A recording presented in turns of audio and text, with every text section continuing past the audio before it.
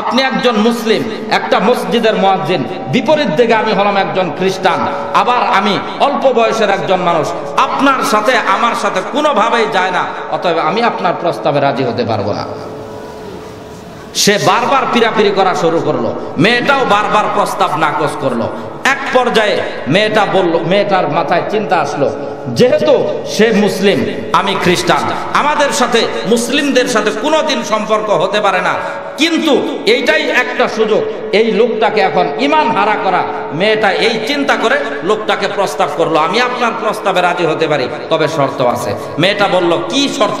যত ধরনের শর্ত দাও, সব শর্ত আমি মেনে নেব, কোনো শর্তই আমি তোমার নাকচ করব না।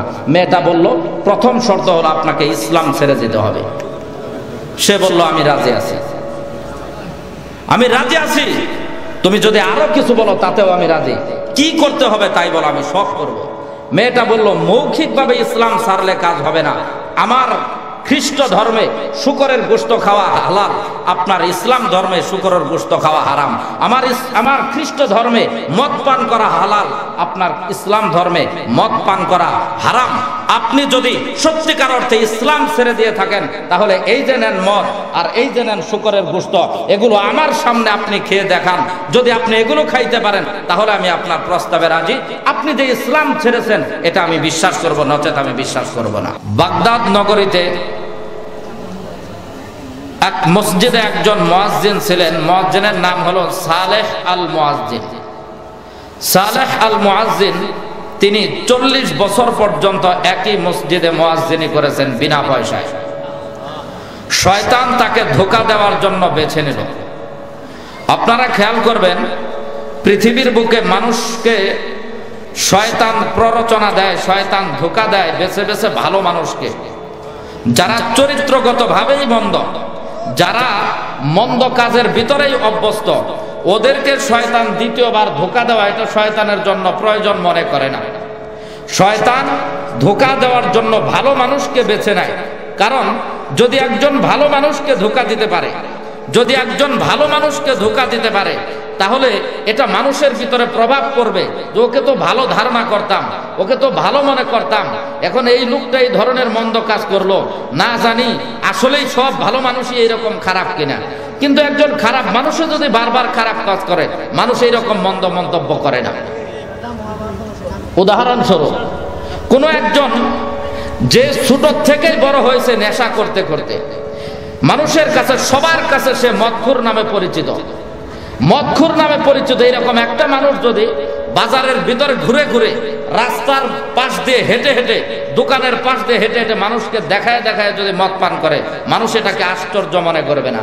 কিন্তু মসজিদের একজন ইমাম সাহেব যদি হঠাৎ করে একবার একটা বিড়িও টান দেন, এটা নিয়ে কি মানুষ সমালোচনা করবে না? এজন্য শয়তান বেছে নেয় মানুষকে ধোঁকা দেওয়ার জন্য ভালো মানুষগুলোকে, যাদেরকে ধোঁকা দিলে মানুষের ভিতরে প্রভাব পড়বে, গোটা পৃথিবীর ভিতরে আলোচনা সমালোচনা শুরু হয়ে যাবে যে এটাই সুযোগ, এইভাবেই ভালো মানুষগুলো নষ্ট হয়। এজন্য শয়তান ভালো মানুষগুলোকে বেছে নেয় ধোঁকা দেওয়ার জন্য। সালেহ আল মুয়াজ্জিন বাগদাদের এক মসজিদে 40 বছর পর্যন্ত বিনা পয়সায় একমাত্র আল্লাহর রেজামন্দির জন্য মুয়াজ্জিনি করেন। তিনি একদিন হঠাৎ করে আজান দেওয়ার জন্য মসজিদের মিনারে উঠেছেন। আগের যুগে আজান দেওয়ার জন্য মাইকের ব্যবস্থা ছিল না, মসজিদের আশেপাশে যেখানে উঁচু জায়গা ছিল সেখানেই মানুষ আজান দিয়েছেন। আর বাগদাদের ওই মসজিদে আজান দেওয়ার জন্য মিনার নির্ধারিত ছিল, নির্ধারিত মিনারে আজান দেওয়ার জন্য উঠেছেন। আজান শুরু করবেন, ইতিমধ্যেই মসজিদের পাশেই ছিল এক খ্রিস্টান বাড়ি। এই খ্রিস্টান বাড়ির সুন্দরী এক মেয়ের দিকে তার নজর পড়ে গেছে। সুন্দরী মেয়ের দিকে নজর পড়ার সঙ্গে সঙ্গে তার আজান দেওয়ার জন্য যে সে মিনারে উঠেছে এই কথা ভুলে গেছে। ওই মেয়ের প্রতি তার নজর চলে গেছে, ওখান থেকেই ডাক দিয়েছে, সে কথা বলে নাই, ধীরে ধীরে আজান দেওয়া বাদ দিয়ে নিচে চলে এসেছে। গেটে লক করেছে, গেটে নক দেওয়ার সঙ্গে সঙ্গে মেয়েটা দরজা খুলে দিয়েছে। সে চিন্তা করেছে, এ তো ভালো মানুষ, এই লোকটা যদি আমার বাড়িতে আসে, হয়তো বা কোনো প্রয়োজনে আসছে, অপ্রয়োজনে এই লোক আমার বাড়িতে আসবে না, কারণ তিনি একজন মুসলিম, সে একজন সম্ভ্রান্ত মানুষ, সম্মানিত মানুষ, সমাজের সমস্ত মানুষ এক বাক্যে তাকে শ্রদ্ধা করে। এই মানুষটা আমার বাড়িতে এসেছে, অবশ্যই কোনো প্রয়োজনে এসেছে। তখন লোকটা ঘেটে নখ দিয়ে ভিতরে ঢুকলো। ঢোকার পরে বলতেছে, তোমার বাড়িতে আজকে কেউ নাই, আমি জানতে পেরেছি। তোমার দিকে আমার দৃষ্টি যাওয়ার সঙ্গে সঙ্গে আমি আমার জীবনের সব কিছু ভুলে গিয়েছি। এখন আমার ইচ্ছা হলো আমি তোমার সাথে মনোরঞ্জন করব। এখন তুমি আমার প্রস্তাবে রাজি হয়ে যাও। মেয়েটা বলল, না, অসম্ভব।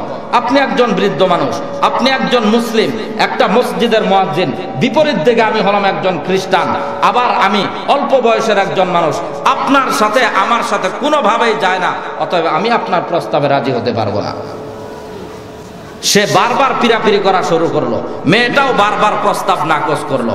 এক পর্যায়ে মেয়েটা বলল, মেয়েটার মাথায় চিন্তা আসলো, যেহেতু সে মুসলিম, আমি খ্রিস্টান, আমাদের সাথে মুসলিমদের সাথে কোনোদিন সম্পর্ক হতে পারে না, কিন্তু এইটাই একটা সুযোগ এই লোকটাকে এখন ঈমান হারা করা। মেয়েটা এই চিন্তা করে লোকটাকে প্রস্তাব করলো, আমি আপনার প্রস্তাবে রাজি হতে পারি, তবে শর্ত আছে। মেয়েটা বলল, কি শর্ত?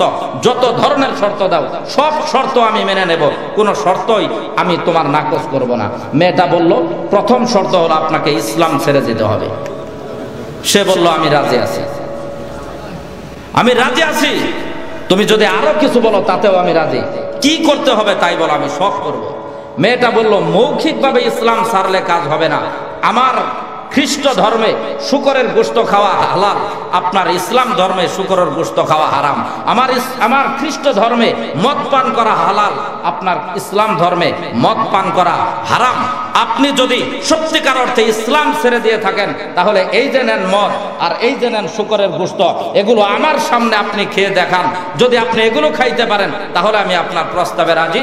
আপনি যে ইসলাম ছেড়েছেন এটা আমি বিশ্বাস করব, নচেত আমি বিশ্বাস করব না। লোকটা বলল, কোনো সমস্যা নাই, দাও তুমি। সে এক হাতে শুকরের গোশত আর এক হাতে মদ নিয়ে সাথে সাথে খাওয়া শুরু করলো। এই লোক তো জীবনে একবার বিড়ি টান দেয় নাই, সেই লোক যখন মদ খাবে তার মস্তিষ্ক স্বাভাবিক থাকা সম্ভবই না। সাথে সাথে সে মাতাল হয়ে গেল। মাতাল হওয়ার সঙ্গে সঙ্গে মেয়েটা বলতেছে, আমার বাবা মা বাড়িতে নাই, এখন যদি আমি আপনার সাথে অনৈতিক সম্পর্কে জড়িত হয়ে যাই, সাথে সাথে যদি আমার বাবা আসে, তাহলে আপনাকে পিটিয়ে রক্তাক্ত করবে, আপনাকে মেরে ফেলবে। তার কি কাজ আছে? কোনো দুর্ঘটনা করার দরকার নাই, আমার বাবা বাড়িতে আসুক, বাবাকে আমি বুঝাবো, বাবাকে আমি বলবো যে তাকে আমি পছন্দ করি, তাকে আমি ভালোবাসি, আপনি আমার সাথে তার সাথে বিবাহ করায় দেন। আমার বাবাকে আমি যদি এই প্রস্তাব করি, বাবা রাজি হবে।